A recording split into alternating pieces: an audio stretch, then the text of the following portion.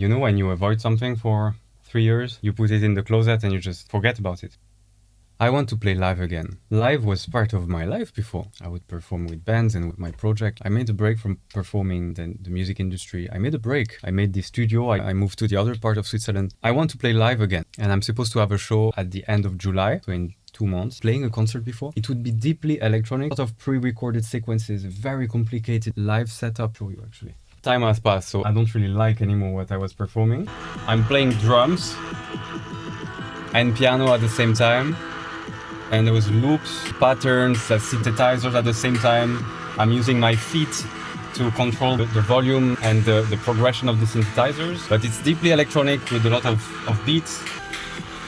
And now I did a loop of the drum, and then it allowed me to come back completely to the piano. This process, it was so stressful. Putting myself in so much pressure. It's actually kind of a dilemma for me, because the song that had the most streams on Spotify, that kind of draw some attention to my musical project, is the song Brief. But I spent 1 month full time to build this song and the mix, the mastering. But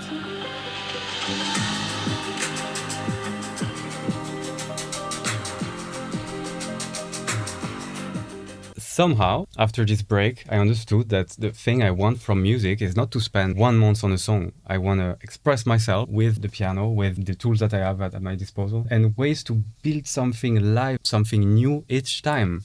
The last 7 songs I recorded are mainly piano-based, and I thought I would go in this direction, but now I'm thinking I miss the electronic. My live setup is in this room right there, and it's been there since 3 years. I didn't know which direction to take, but today I want to create a live setup that would allow me to improvise and to compose live, having synthesizers, ambience, and being able to build up and to, while performing live, to record some sequence so that I can develop the synthesizers, to create some electronic ambience that would correspond to the project and that would suit well with the piano, and to find a piano sound that I can replicate live, and that everything would merge together to have a setup that makes sense for the person I am now. And that's scary. I have no clue how I was performing these things I showed you. Let's confront what I was avoiding all this time. That might be for the piano sound. These are fabrics that I might use, maybe not. This is the thing I'm scared to open. This is my live setup that I used 3 years ago for my shows. I didn't open that since 2 years. I was lost basically. Didn't know where to go, didn't know what to do with music. To do something that feels right, because it didn't feel right. It felt like I was chasing the impossible, trying to play concerts with a light show. I was dreaming big, you know? I was dreaming big. I thought it would work this way, that dreaming big, to trying to have a huge team, to pay them. Then I was just paying money to play in my own concerts. It's not right. Something doesn't feel right. It's gonna change now. Okay. My family helped me to put these beautiful wheels. Hopla! This was my thing to play drums. This is the sound card. Okay, so this is basically my setup, right thing. I will fit everything in here. All the audio thing and the cable management are being done here. I have a lot of space here to make everything neat. This is for a potential live setup. Shut the fuck up, man. There is a microphone, Reverb, stage headphones. I missed you guys. I have a few synthesizers. There's this one. What else do I have? A Juno, very famous synthesizer. This one is a cheap copy, but it does the job. So piano pedal. I was thinking to maybe use it somehow. Play drums on it. I can control a lot of things, a lot of effects with that. A keyboard, broken cymbal.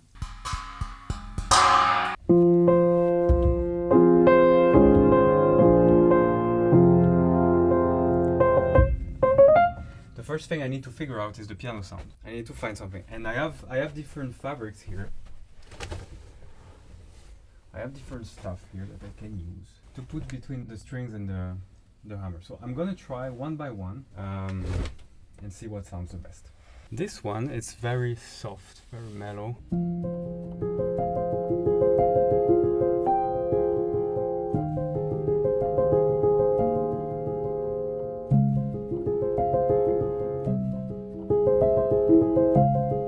Next one. I like the color. It's quite fun.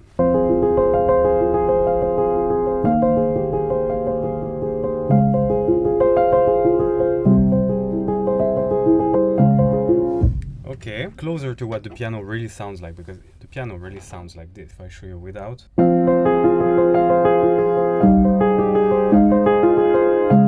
And somehow it's a bit aggressive for me. I don't know. I like to change a bit the sound of the piano. I think it highlights a bit more his imperfections. That's like a kid blanket of some sort.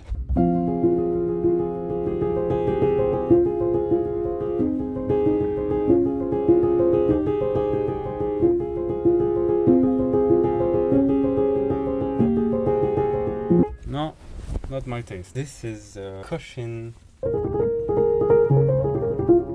if it would be just one layer. I don't know.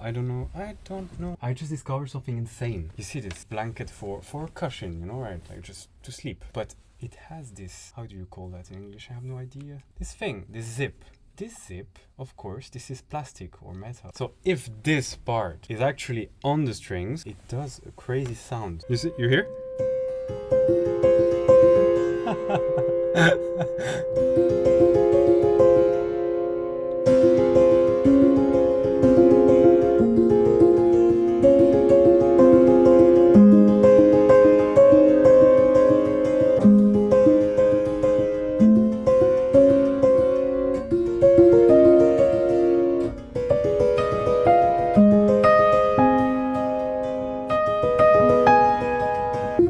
Okay, that's a bit much, but I'm sure we can achieve something nice.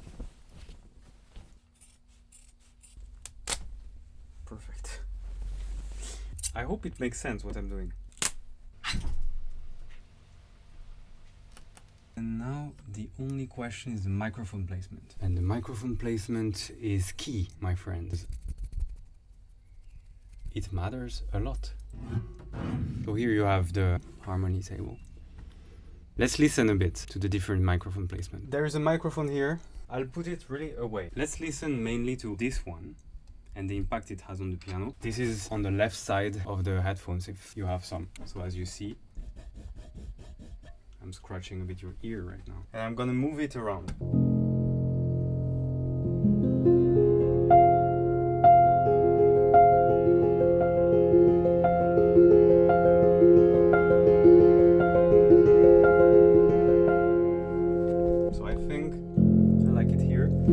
The other one. This is the one we put right now, and I could put another one very symmetrical here. And that would be something that would make sense because our ears are the same, they are symmetrical from our head. But I don't really like when it's Logic. I don't really like the rules. Here I find that it takes all the beautiful harmonics of the bass string of the piano here. But I also want the beautiful imperfection of the fabric. So this is where this microphone is gonna shine.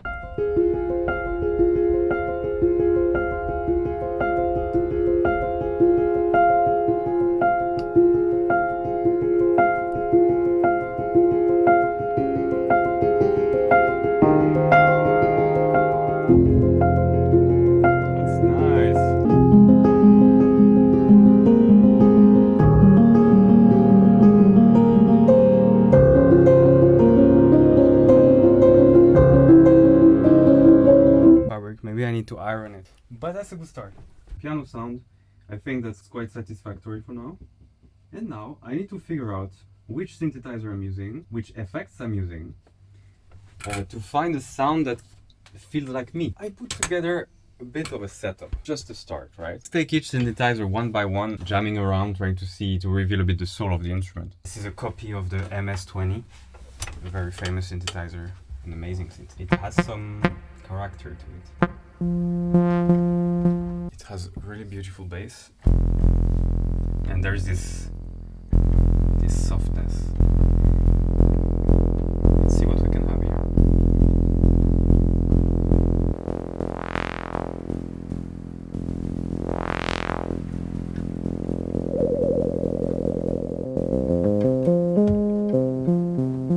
Textures.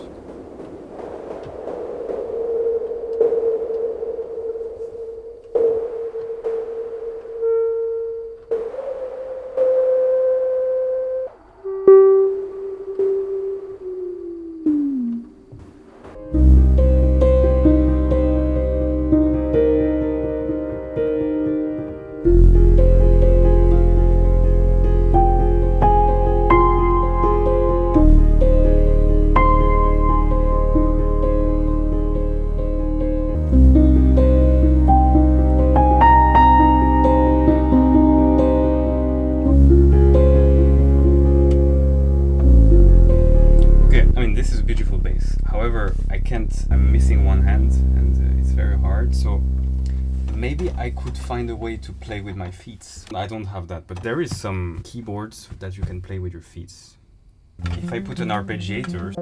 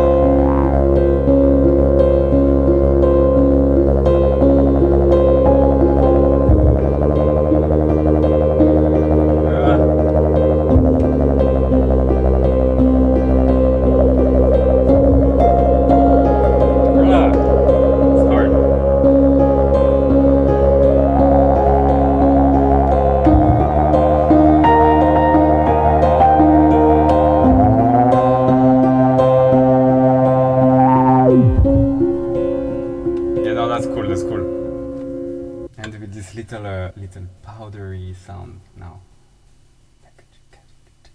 That's really nice. I need a way to play with my feet. So now it's this one. This is a copy of a Juno, very famous and amazing synthesizer. I tried the real version. It's quite amazing and dirty. It's very famous for its chorus effects. This is really the sound of an era of songs. The 80s. Can be super kitsch, but there's a reason.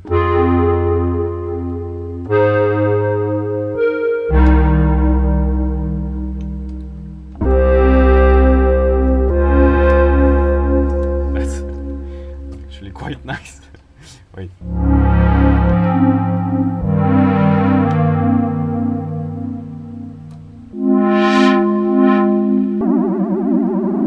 With this expression pedal, I can basically change any setting I want with my feet. So ways to play live without using my hands. Now, I move this with my feet.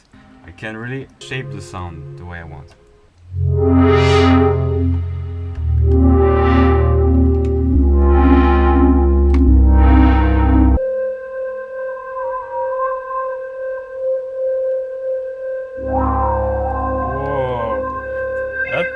That's cool.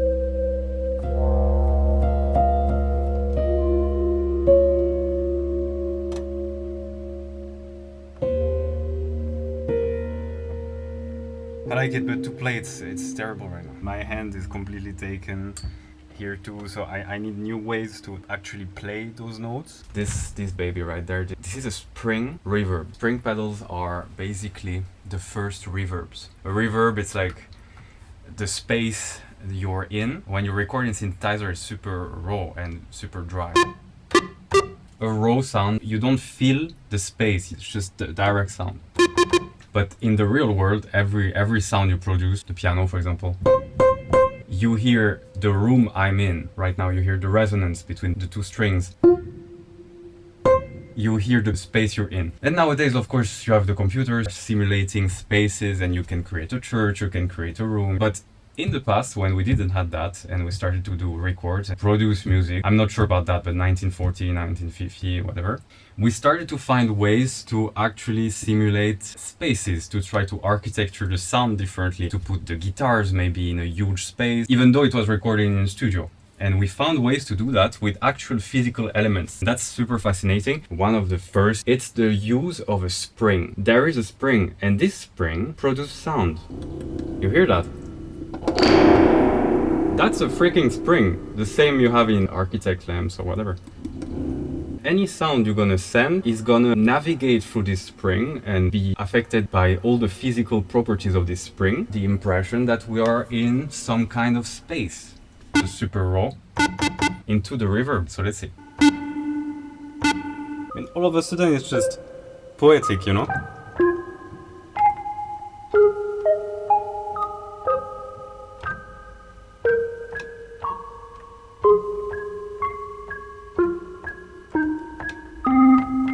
Anyway, I love it. Springs are awesome. They are the best. It's used a lot in reggae. There is this kind of rock vibe, this kind of dirty, I don't know. It's just real, you know? And computers are super bad to simulate imperfections, super bad to replicate the real, and it's not poetic at all. This is a delay.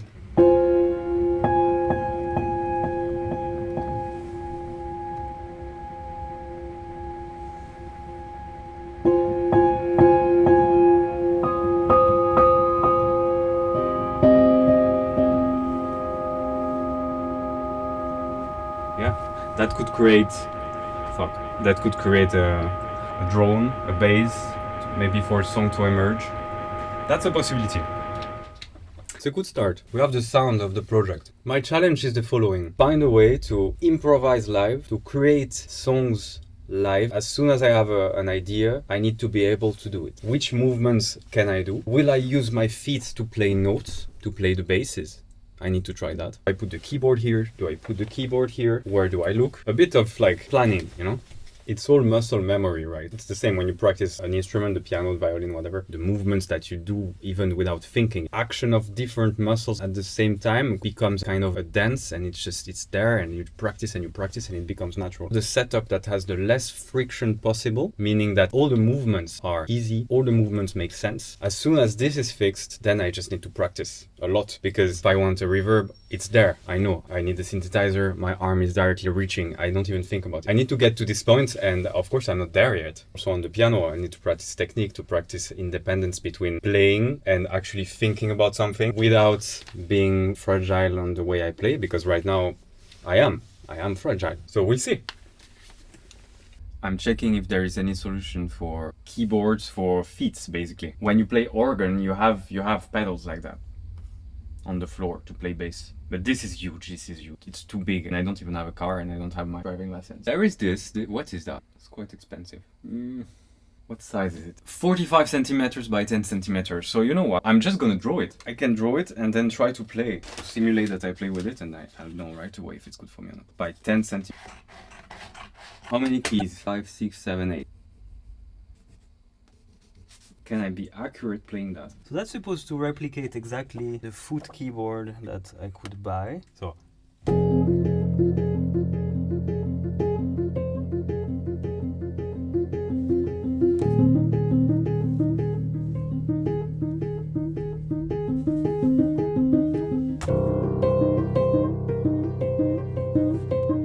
But if I do that, I'm gonna squish everything. How can I be precise with it?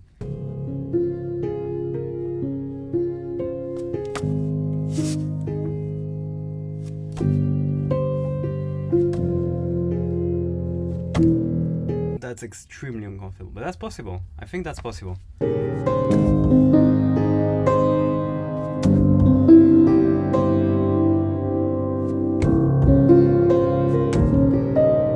I basically want here that each one of these faders would control this synthesizer right there. Attack, decay, sustain, mount. This pedal here allows me to set the tempo. Let's say I found a pattern that I like.